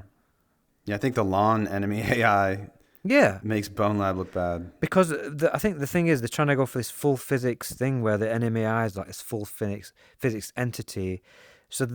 But I mean, it just doesn't work. They need to scrap it and redo the AI because they kind of like waddle about. They don't even animate properly, and they're kind of like jerky and robotic, and then they just fall over. There was that. Did you see that scene in the clip where I'm in that hallway and there's those guards and they're like just constantly falling over? Yeah. That was literally, I was playing the game and there was about 5 of them to start with, and they just kept falling over and killing themselves by banging their head. I didn't even have to touch them. They were just falling over constantly, standing up, fall over, stand up, fall over. And I was stood there I literally recorded it for like 2 minutes. I was stood there for, and they didn't even try and attack me. Were you laughing? Oh, yeah. I was like, what the fuck, dude? I have to include this in the video, so I included some of that. And I wanted to include the full thing, because if you watched it for 2 minutes, it's just crazy. That's a game that people are like, oh my god, Bone, it's the best game ever. Yeah. It's shit. Yeah, it is. And another thing I've never liked about Boneworks and Bone Lab that I don't think I've heard people say is that I don't like that most of the levels have this grid pattern everywhere, and it just makes me feel like I'm in a sandbox. And then even the enemies, like the null bodies, they're what's the term? They've got the polygon. Yeah, you can see like the polygon vertices out. And it makes it just seem like I'm just playing a test build or something. I think the whole lore with it is that you're kind of in a simulation, so that you're not actually in the real world. You're in an actual kind of simulation, a video game, which is a good way of disguising a lot of things as well. Because like, if they tried to make it realistic, you'd be like, oh my god, this is shit. Yeah. But then people can be like, oh, dude, it's supposed to be like that because it's part of the lore. That's why they're so stupid, because they're made like that in the simulation. Like, oh, okay, no, it's not. It's just bad game design. All right, so am I supposed to pick my top 3 right now? I guess I will. Yeah. Okay. Oh, let me see if there's anything you've missed. 1 second. I was going to also talk about mods after that. I'm just looking at my list. Hang on. Yeah, okay, you can go. I'll allow it. Okay. All right, well, so my number 1 would be Red Matter 2. Okay, that's good. My number 2 would be... Well, your number 1 would be Compound. Compound, but that's if it's Why won't you included. allow it? I think you should allow it. Because I've been playing it for so long that I don't think Compound. It's the game that's got forgotten because it came out so long ago. Okay. Give it your game. Then I'm going to do a top 4. Compound's number 1. Okay. Then Red Matter 2. Yeah. Which legit came out this year. Moss Book 2 is number 3. Mm-hmm. And I'm going to give Wanderer number 4. Interesting. Yeah. Okay. Wanderer. Yeah, Wanderer. Wanderer's not bad. I think I'm probably being too harsh on it. Maybe I should go back and finish it. Do you know when you get to a certain point in a game where it's just mind you're not like that. You get frustrated and still keep playing a game. Yeah, I will die 100 times and keep playing. Yeah. You played, what was that? Oh God, what's that game with the built around teleport and then? Was it a VR game? Yeah, it started as a teleport only game and then they added a stealth game. What the hell was it called? And there was a sequel. I can't remember. Budget Cuts 2. Oh, Budget Cuts 2, yeah. I beat Budget Cuts 1 and 2, yeah. Yeah, the second game got to a point where it's just, I could not play anymore. It was so brutal. And you just kept going. I just kept going. Doing it, and you finished the game. Yeah. Yeah. And usually I keep trying a lot of times the same strategy until I could do it 50 times until it works. That's what I mean. So I have patience, but once I get past that point, I'm just like, okay, I'm done, and I'll never touch it again. That's what happened with me with Wanderer. Yeah. All right. So then 2022 VR mods. Am I doing my top 3? Yeah, I guess you should do that. Then we'll talk about mods. Yeah. I'll just quickly do mine. Yeah. My third top 3. I'll go other way. So top 3. Third was Last Clockwinder. I wanted to give it to Hubris, but because of the pacing issues, I just couldn't. I just had to give it because last Clockwinder just felt like a more polished game. Like I say, it's 98% on Steam. It's a really beloved game. Then my number 2 is Red Matter 2. I would have actually given that number 1, but I just felt that the combat was let the game down, and some of the puzzles were a little bit copy paste. They were just the same puzzle, slightly different. Whereas I thought the first game, the puzzles were more varied and more interesting. Personally, I can't even remember the first game. Really, there was just more diversity, and like they were the same thing where you'd turn in cranks and stuff. But I just found it much more creative. The second game was better overall though because it was longer. It was more visually pleasing. They did have the combat, which did spice things up, but the combat was obviously not as good as it could have been. But yeah, it's a great game though, really good. The combat didn't bother me much. Did it not? No, but I'm It not. wasn't bad. I'm I mean, not, I'm not as it didn't into ruin the combat. game. You're more into gunplay than I am. I just think if it's going to be there, then you want it to be satisfying. You want it to feel like you've got a powerful weapon. It was just again the irons that because you have to hit those specific spots. The iron sights on the gun wasn't good enough to be able to pick them off and stuff as well. What frustrated me the most was getting past those laser sentry guns. I died a lot at some of those. I can't remember that. Like there's a part with a you have cave. to avoid them. Yeah, you have to avoid them, and like there were some places where I just I had to try so many times, like different little routes to go to try to not get detected. Yeah, I kept. And they improved the movement as well because the first game had they had like jump pack thing, but you could only go like on a set path, and then you could speed it up or slow it down. Whereas this one they had proper jump pack where you could actually fly up into the air and move around and stuff. I thought that was really cool. The environment's absolutely stunning. Yeah. Like when you go on the moons and stuff, you just stand there. It looked like Lone Echo, but somehow they got it running on a quest as well. It just looked incredible. Yeah. Yeah, really good game. Probably should be my number 1, but I just because it wasn't perfect and there were some little issues, I just had to knock it down. And then my number 1 is Moss Book 2, which I talked about recently, which is I can't find a single thing wrong with this game. I think it's absolute masterpiece. It's the first game, but better in every way. More weapons, more enemies, more variety, different environments. It's just they involve you more as a reader. You're doing more with your hands and stuff. It's just a brilliant game. And I mean those 3. If you buy any of those games, Wanderer, Compound, Moss Book 2, Red Matter 2, and The Last Clockwinder, I think you're gonna have a good, multiple hours worth of VR gaming. I think I told you my only issue with Moss Book 2 is that I did the DLC for Moss 1, and a lot of that DLC felt like it was recycled into Moss Book 2.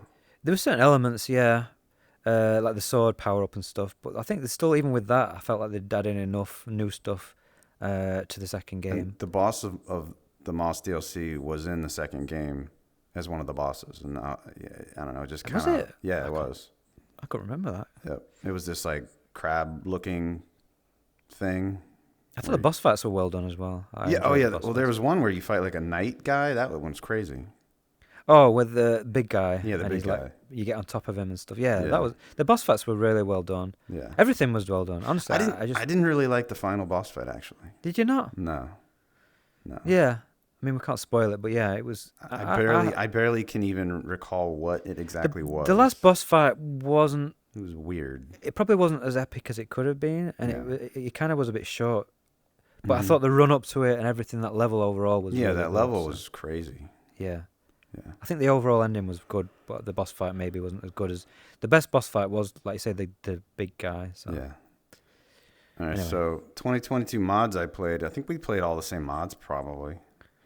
Yeah. I mean, I played pretty much every decent mod that came out. So. Neon White, Pray for the Gods, Trombone Champ, The Stanley Parable, Ultra Deluxe, Half-Life 2, Half-Life 1, Deep Rock Galactic, Left 4 Dead 2, and then I think on January 1st is when the Resident Evil mods came out. Yeah, they came out in January, yeah. Then I played Cyberpunk 2077, which is a Luke Ross mod, and I played... Well, Horizon Zero Dawn, that doesn't count because I played that late December. I mean, that came out in late December, but I played it this year. Yeah. I spent a lot of time in Horizon Zero Dawn, but it doesn't technically count. Would you agree that... I don't know how exactly to say it, but the Resident Evil mods are the mod of the year? Without a doubt. I mean... It's difficult because you're grouping 4 games in one. I mean, so it's kind of cheating. But even if you just took one game, definitely, if you took 8 or 2 or 7, Yeah. it would still be my game VR mod of the year. And I thought they were all great games to play through. I mean, it was such a treat to get all 4 of those games. Yeah, in a way, it feels like it was even longer ago. I don't know. It's weird, but Yeah, it was does. only within the last year. But I enjoyed playing those games so much, dude. It was absolutely incredible. Absolutely. Yeah. I think the one I they're enjoyed... the games they're what we want. You know what I mean? That's what we're looking for. Definitely. The one I enjoyed the most, I think only because it was the newest to me, was 8. Just Yeah. because it was the new... Like, I had never played 8. Whereas, the others I had already played most of them. Yeah, I'd already played 2, not Flatbed with the Vorpex, but third person. Yeah. So that did lose a bit of appeal because I played the 2 characters and I played the second character, so there were some differences. And when there were different parts of the story and stuff, I enjoyed it more. But I still think 2 is my favorite probably out of the 4, and then 7's my second favorite. Yeah, I think 7 is actually, if you just compare them without taking into account, like how new one is to you. Yeah, I think 7 is my favorite. And then 7 was excellent, really. And then really maybe good. maybe 2. Yeah. And then 8 and then 3. But I mean, they're all good. I mean, when you play them in VR, it's worth playing all 4 of them. Yeah. They're really good. And I thought 8 had the best graphics by far, and it was, some of the moments were crazy. I felt some of the moments in 8 were crazier than 7. Oh, really? Yeah, just the scale of the woman and just some of the bosses and stuff. Yeah. I think 7's more psychotic. 7 more psychotic, more horror. I mean, Yeah, I didn't horror, think 8 was scary, apart from that one level. I thought 7 was definitely had me on my edge more than 8. Yeah. And 7 and 8 are both made to be first person, so they work better in VR. Yeah. And you can obviously change. You've got that mod, ain't you? Like, you tried that smooth locomotion mod, which a lot of people say is a must if you want to play the 2 and 3. Yeah. But it still doesn't make it feel 100% like a native first-person game. Yeah, it eliminates the head bob and all of that crap. Yeah. So the next best mod I would say is Half-Life 2. I would say the best gameplay is Half-Life 2. Yeah. If you want just raw gameplay, you're not bothered about graphics or story or any of that stuff, I'd say that Half-Life 2 was the best VR game I played. Well, the best game I played in VR last year, because it's just such a refreshing game to play. The speed of it, the jumping, the variety of the different enemies. It's just, Half-Life 2 is a great game. It is showing its age. There's no denying that its age now, but the gameplay is just, for you as well, for someone who likes retro gaming, that must have appealed to you more than Resident Evil games in terms of just raw gameplay. No, actually. Do you not think? Because I already beat Half-Life 2. I meant just in terms of how the game plays, just the movement, the speed, the platforming and stuff like that. I don't think so, because that's it came out maybe 2003. Maybe? Yeah. So it's like 20 years there were a old, lot of things with the platforming and stuff that annoyed me, where like I wasn't making jumps that I wanted to make, and I don't know if it's because it was older. It's an old school game. It definitely don't feel like a modern game, and obviously it has some slight issues with certain things where you're trying to platform in first person, which can be a pain in the arse. Yeah. But yeah, it's. I enjoyed the gameplay more than Resident Evil games, but I enjoyed the Resident Evil games more overall as a package. Okay. I don't know. It's hard for me to figure out. And the other one I think I'll mention as well is Neon White, which I think is also an excellent. I know you haven't really got into that, but yeah, I didn't get too into Neon White. I think you should try it again. But it's a speed running, first person kind of shooter. Not really a shooter. I don't even know what you could describe it as, but it's really fast paced, really good. Once you get into like rhythm with it and you're trying to beat times and stuff, it's really addictive. Definitely those 3. Oh, and Left 4 Dead. For me, the number 3 mod is Left 4 Dead 2. Yeah, that's true. Actually, I'd have to put that in my 3. So top 4 would include Neon White. And Deep Rock Galactic, that mod, I only tried it once, and I just can't get into the game itself. I still haven't tried it yet because I know it's not my sort of thing. But yeah, and Cyberpunk, I can't get into that game either. and the performance Yeah. wasn't good. But the game I'll be doesn't honest, appeal to me. I'm not going to play any more Luke Ross mods anymore. I've tried Oh yeah, Spider-Man. Spider-Man. Yeah. Shit. Yeah, Spider-Man mod just came out, and so what's the deal with this AER 2.0? Well, the AER is alternate eye rendering, which is basically the way that Luke Ross gets VR into these games is he can't. I mean, maybe he could if he spent enough time in it, but the easiest way to mod VR into a non-VR game, which has got its own engine, like its proprietary engine, is to do something called alternate eye rendering, which is where you render one frame in one eye and then you switch and you render the other frame in the other eye. So they're not at the same time. So it's flicking one eye, left eye, right eye, left eye, right eye. And the problem with that is that if you can't achieve really high frame rate, Like 180, right? For 90. You need to get 180 frame Yeah. rate to get 90 in the headset. Which, good luck. Yeah, I mean, the games he chooses, like Cyberpunk and Elden Ring. like the Spider-Man game, and they're just not. Even the best systems can't really get that. So you end up getting these things where as you're moving, like the camera pans around, you get this judder and like this. It's just horrible. It just doesn't feel good. It actually makes your eyes hurt. And you also get things like ghosting around characters, which is like side effects to AER. Like artifacting, it just doesn't feel like a native VR game. But do you know what the 2.0 was supposed to change? It's kind of like a ASW where it's trying to generate an extra frame. So does it make it actually worse? I mean, I tried it with Spider-Man. I mean, maybe I ain't got the system for Spider-Man. I've got an RTX 3080. My CPU is not the greatest. It's a Ryzen 3600, and that game's very CPU heavy. And I was getting like 40 frames per second in the game, which in theory it should be doubling up with. I don't really. Basically, it just didn't look great. And even if the thing is, even if it looks smooth, the visuals, I didn't like the way it looks. Like the 3D, the artifacting. It's not clear and sharp enough for me to enjoy it. So I mean, I'm playing Spider-Man with something called Super Depth 3D now, which is like a reshade thing, which adds a little bit of 3D, but it's not like proper VR 3D. But it's better than nothing. Oh, you're playing it on a flat screen? No, I'm playing it in virtual desktop. Oh, okay. So it's got some 3D to it, but it's not. It's like a last resort. If there's a game I really want to play, I'll do it as like a last resort to play it. And I really want to play Spider-Man. I was waiting for this Luke Ross mod to come out so I could try it, and I already knew I weren't going to enjoy it. So yeah, I'm not really into it. Yeah, is there any Luke Ross mod you've ever played for very long? I actually put a bit of time into Cyberpunk. Okay. But the entire time, there's moments in Cyberpunk when you're in like a dark area, and everything's close up where it looks really good. Mm-hmm. I don't know if you noticed this, where it just looks really, really incredible. Like some of the best visuals you'll see in VR. But if you're outside in the open world, it looks like absolute shit. It looks blurry. If you're in light environments, then you really see that ghosting and those artifacting. Yeah, when I was out in the city, it did look shitty. Yeah.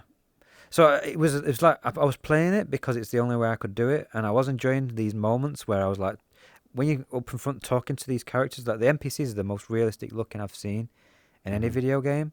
So when you're in VR and they're literally like in front of you, talking to you, and it was, really impressive.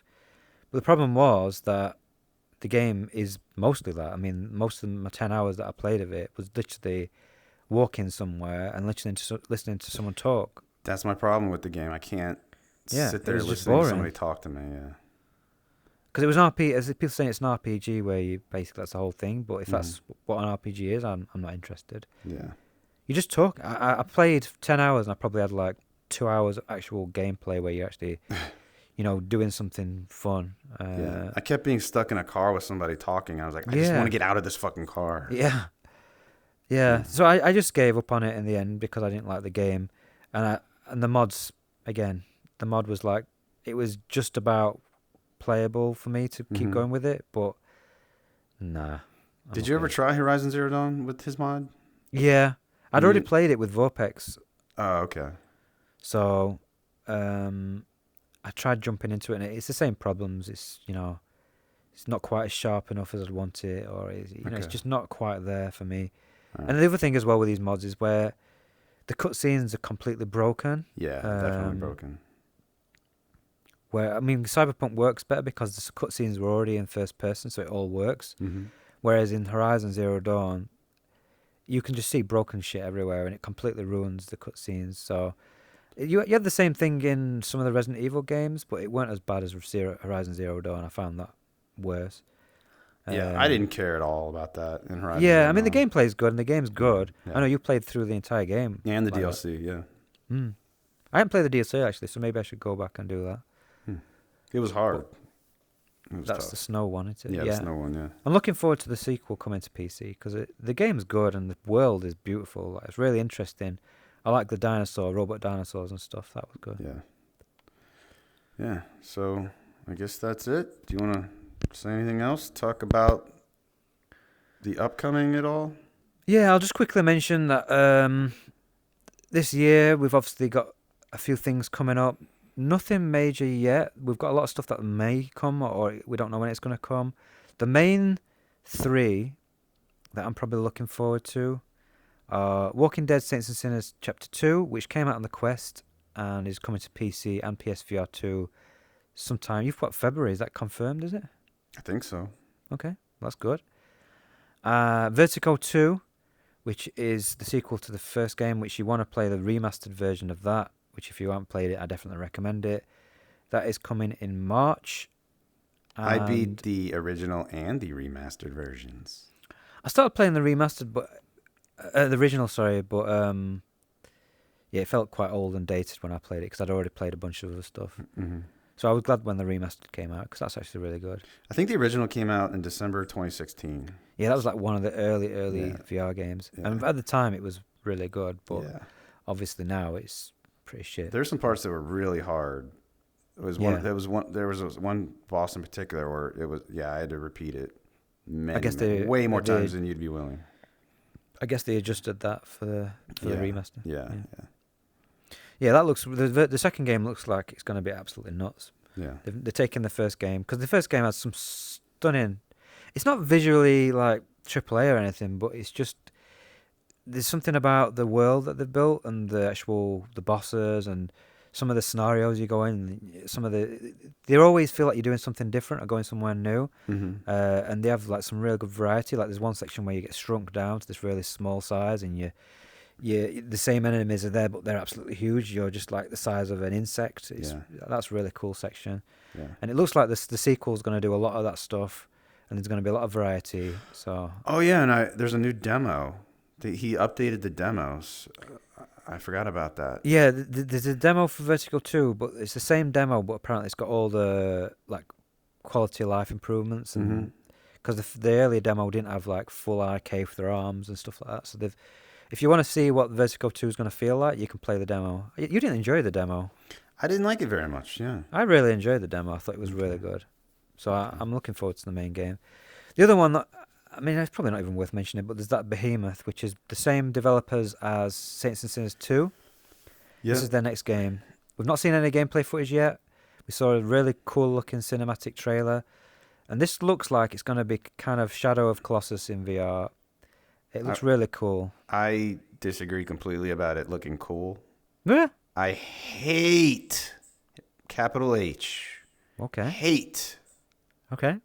Cinematic CGI trailers for games. It does absolutely nothing for me. I'm looking at it as the mood, the atmosphere, what the game's going to be about. I don't believe them at all. I wouldn't normally, but they did such a good job with Saints and Sinners. If it was any other studio, I'd be like, nah. But it's on Quest also, so that's the problem. Well, that's why we've got to wait and see. But they have got PSVR 2 coming, so they are going to want to make sure they do a really good version for that. So that's why I think it's going to be great. All I want to see is gameplay. But the game must be not looking good right now because they don't want to show it. Well, it's still early. They're not going to do anything yet.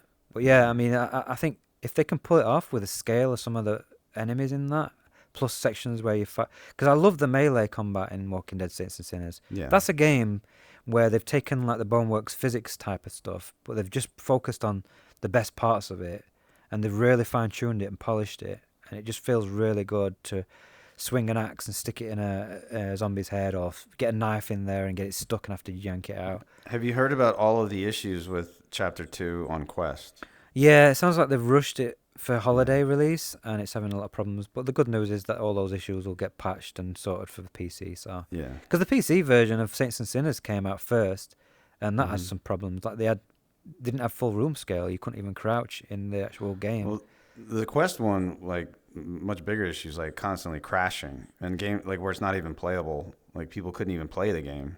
Yeah. Issues like that. Good, let them fuckers have it first, and then we get it for a change.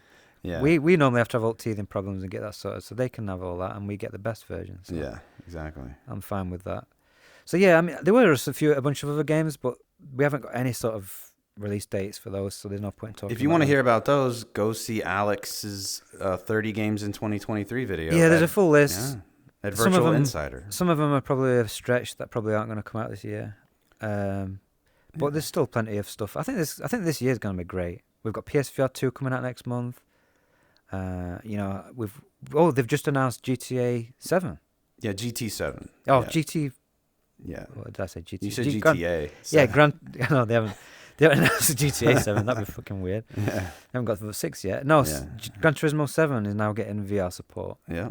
On launch as well as a free upgrade. On launch. Yeah. So you've got the Horizon game and Gran Turismo now. So that's 2 games I want to play. Yeah.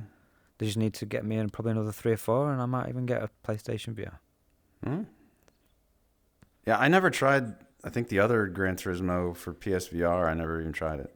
There's not much point if you had a PC, because that was just like a little sliver of the game. Yeah. Whereas on PC you could play fully fleshed out simulators and with a wheel and stuff. So. Yeah. Anyway, that was a good long episode. Yeah. I enjoyed it. I've run out of things to say. Thank you, everybody, for listening, if you got this far. Oh, you should mention YouTube. Oh, yeah. I made a YouTube channel for this podcast, and I think I'm going to dump all of the old episodes up there and start posting the new ones there, too. For those who want to use that, I mean, I don't know if there's any benefit of. Well, then they could comment and tell us, we're assholes. Yeah. If you want to comment, because there's no way for people to comment on the videos through like these like Spotify and stuff. Mm-hmm.